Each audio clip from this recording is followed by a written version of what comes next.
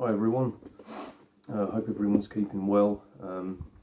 Just got a video to make because I was thinking the other day about the human soul and how we're different from the NPC and the normies and all of that.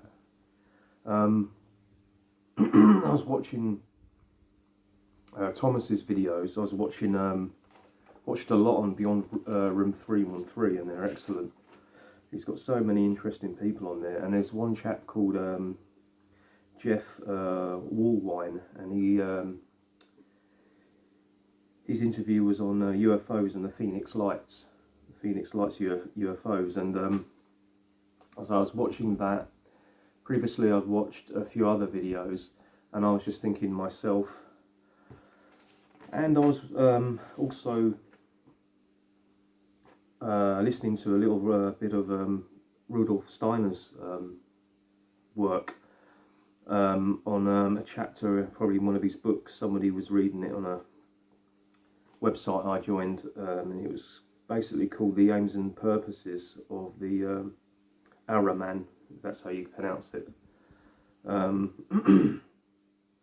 And I just had this kind of thought kind of pop in my mind. Probably you may have thought it.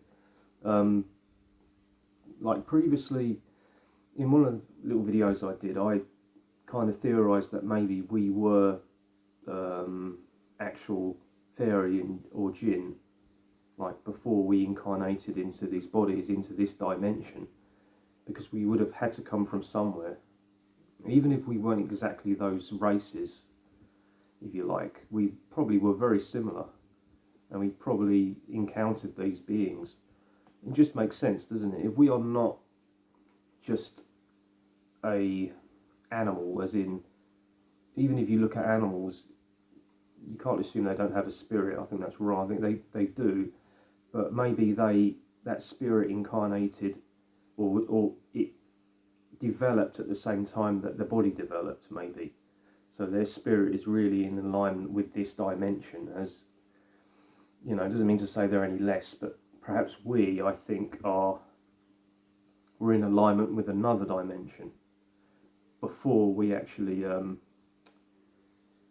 had this human experience and these bodies and this reality, along with the rest of the other sentient life forms. And I'm sure you would agree, it kind of makes sense. And when I was listening to somebody read one of Rudolf Steiner's lectures or books, in this chapter, he was discussing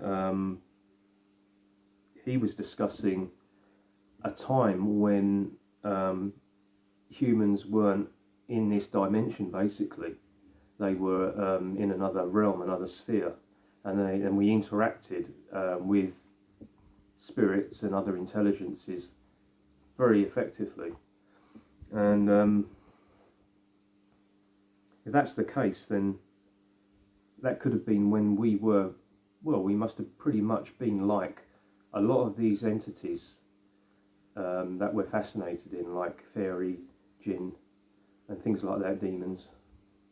I mean, Damon, he's said to be the higher self, isn't it? So, it could be you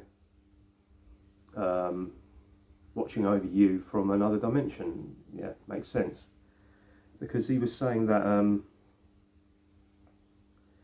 it was before we became mineral. He was saying it's before we took on a different substance, if you like.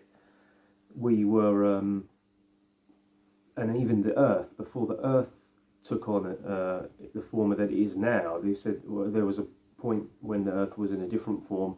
We were in a different form. We were in a different kind of body. I think he calls it something like the third moon phase. So I don't know much about Rudolf Steiner. I know a little, and I do find him fascinating. But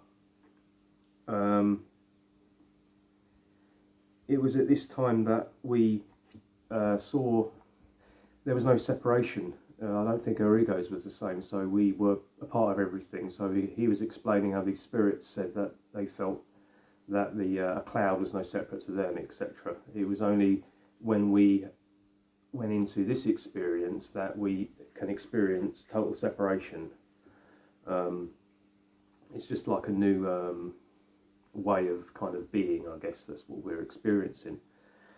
Previously, we saw the world in images, very much like he describes in dreams, and that's how these spirits saw it, it's how we saw it. But now they communicate to us, these same spirits, in dreams.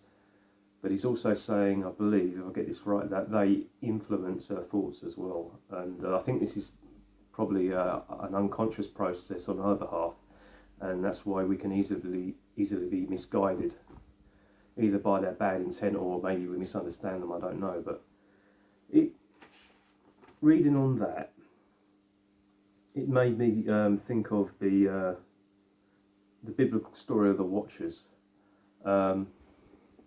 I'm sure Thomas touched on this, but the biblical story of the Watchers and the fall of man. You know, you had the Watchers in heaven, then you had they were looking on the daughters of men, saw they were fair, and then had children with them. Then you had the Nephilim.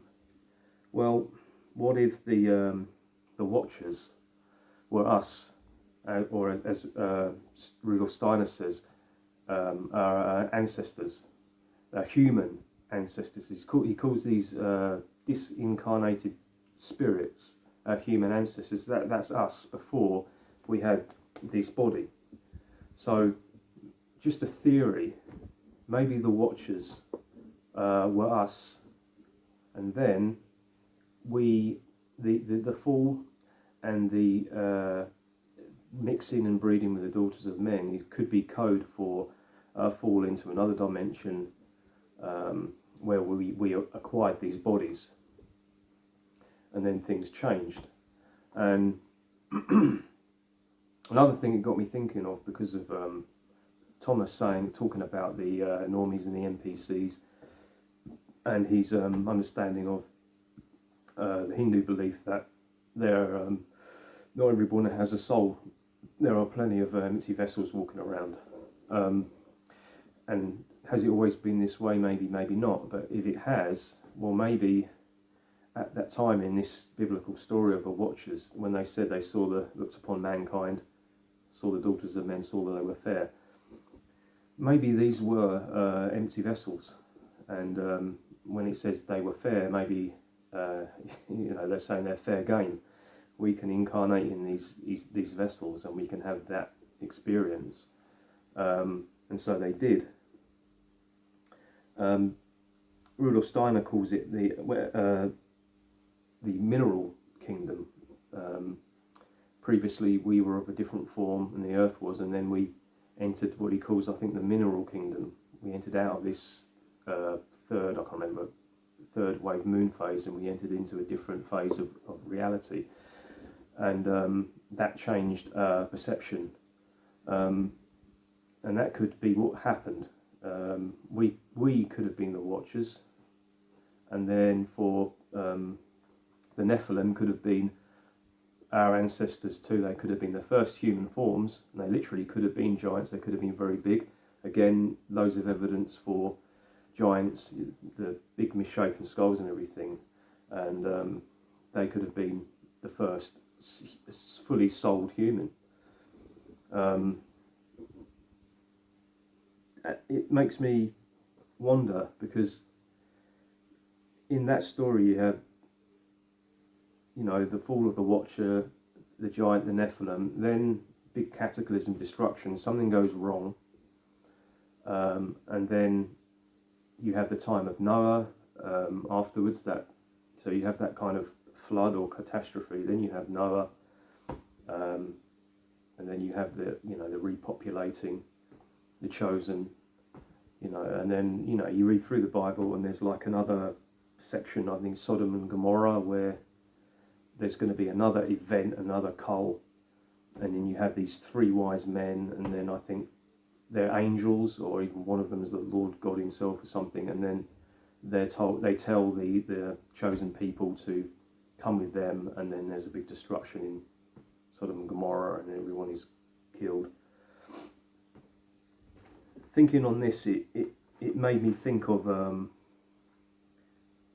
that Jeff Wallwine chap, and he's when he was talking about the UFO phenomenon in is it Arizona, and he was saying that according to the Indians, there's a time when there is almost like a mass, I don't know, like a cull of the human race or something like that. At times of a big event, these entities pierce this veil and they come through.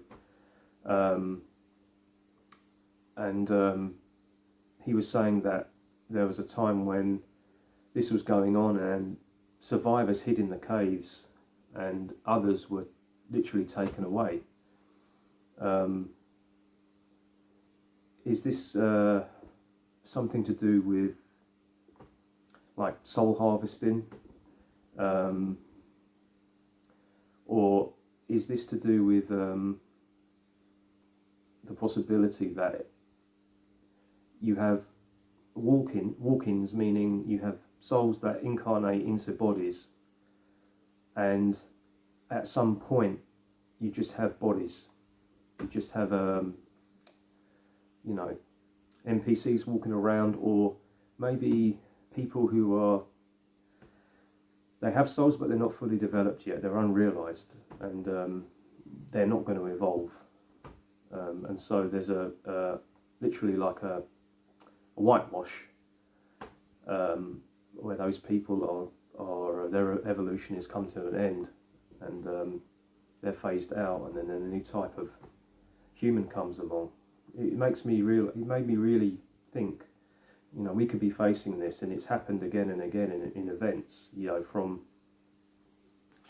the Bible. I mean, I put the Bible down years ago, but I think there's something to that. As Thomas said about Revelations, there's something about the rapture and people being taken up, and only a few selected. It sounds elitist, but it could be true. And I just do like the idea that we, for all we know, we could have been these fairy, these watchers, these jinn. We could have chosen, or we could have made the decision, or maybe we were compatible to come into these bodies, to come into man, and have a soul with an animal body and experience all the animal desires, etc. We could have that could have been us. Maybe the Watchers and the Jinn, they're our ancestors. Maybe there was a jealousy because maybe the ones that couldn't incarnate for a reason. They weren't, psychologically, physically ready to make that decision. They were afraid, or I don't know, something like that. There were universal laws that said they weren't ready yet. And it certainly makes me wonder when Rudolf Steiner talks about how these spirits that we communicated with when we didn't have these bodies are still influencing us, even though he says that they really shouldn't. It's not a positive thing. They should just, basically, he said they communicate in our dreams, and that's really, I think, is another dimension, isn't it? It's the connection to these higher dimensions or other dimensions. So if they're influencing us there, but not just, they're influencing our thoughts when we are in this mode, in this wakeful mode. They're influencing impulsive desires. I think this is partly maybe because we are very unconscious. Most people are unconscious of this. Maybe the normies, maybe certainly the NPCs, if they do have a subconscious,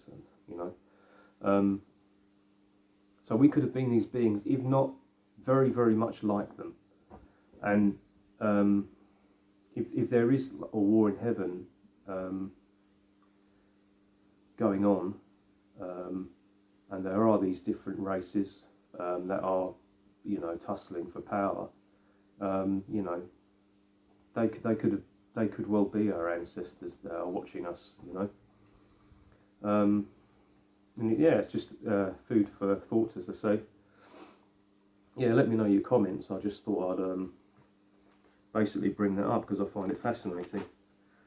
And see if I left anything out. I often do. Let's see.